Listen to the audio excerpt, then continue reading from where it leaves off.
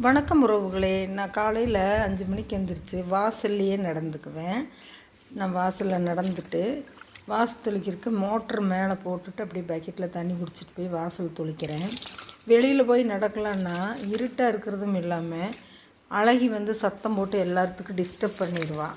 அதனால் நான் உள்ளேயே நடந்துக்குவேன். வாசல் தெளிச்சிட்டேன்.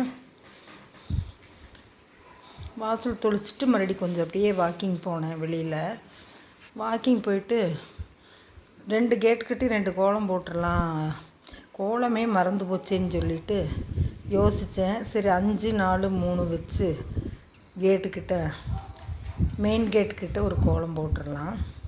இந்த கோலம் மேக்ஸிமம் என்னோடய வயசு இருக்கிறவங்க எல்லாத்துக்கும் தெரியும். சின்ன பிள்ளைங்களாம் பார்த்தோன்னு போட்டுருவாங்க. இந்த கோலத்தை போட்டுட்டு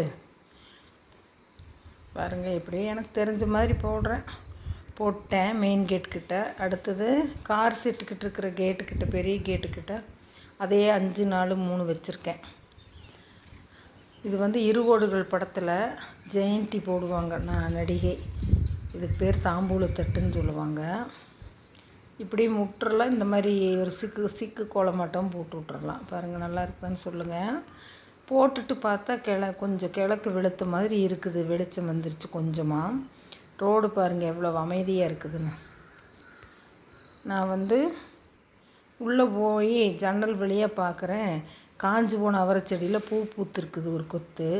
பார்க்குக்குள்ளே மரமெல்லாம் பாருங்கள் எப்படி இருக்குது, நான் அசையாமல் நிற்கிது. சரி பருப்பு போட்டுடலான்ட்டு எடுக்க நியூஸ் பேப்பர் எடுத்து வைக்காமல் வந்துட்டுமேன்னு சொல்லி நியூஸ் பேப்பர் எடுத்துகிட்டு போகிறேன்.